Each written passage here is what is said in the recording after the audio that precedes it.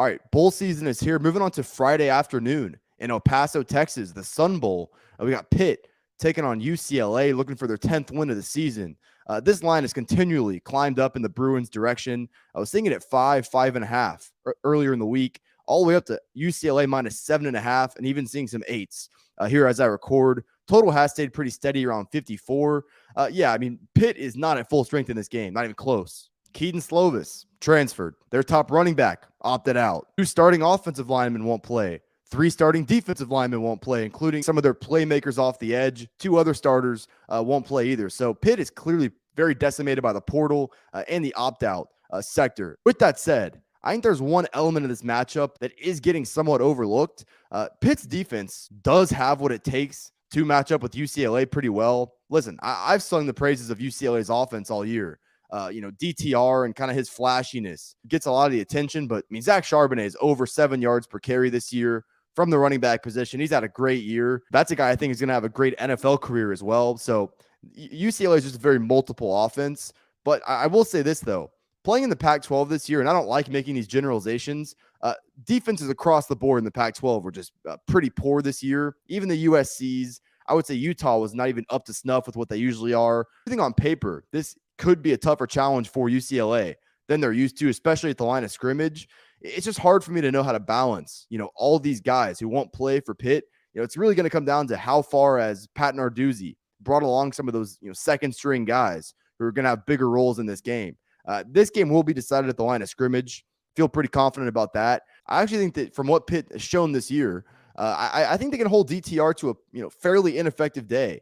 Not necessarily. I mean, I'm not saying he's going to complete like 50% of his passes, but I do think Pitt can limit some of that explosion over the top and keep that passing game in front of him. On the other side of things, though, I can completely understand why you'd want to fade Pitt's offense. Keaton Slovis is not a very good player to begin with, but with no Keaton Slovis, I mean, you're getting some really spotty quarterback options. I mean, it could be Nick Patty, who's kind of a career backup. We saw him earlier this year when Pitt played Tennessee. He played terrible.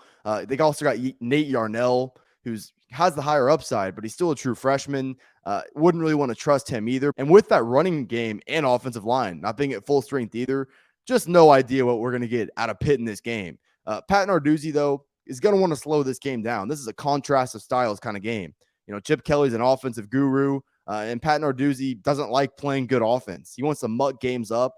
I will say, though, even with all the backups going to be rolling in for this Pitt offense, UCLA's defense is terrible. Not only did we see that in some of the tougher games they played this year, such as USC, and I'm not saying that just because I had UCLA that night, but, I mean, they could not get off the field. That's one thing, but even in that last game against Cal, I mean, they're allowing subpar offenses to have some of their better days of the season. So it's not really the toughest matchup if you're Pitt either.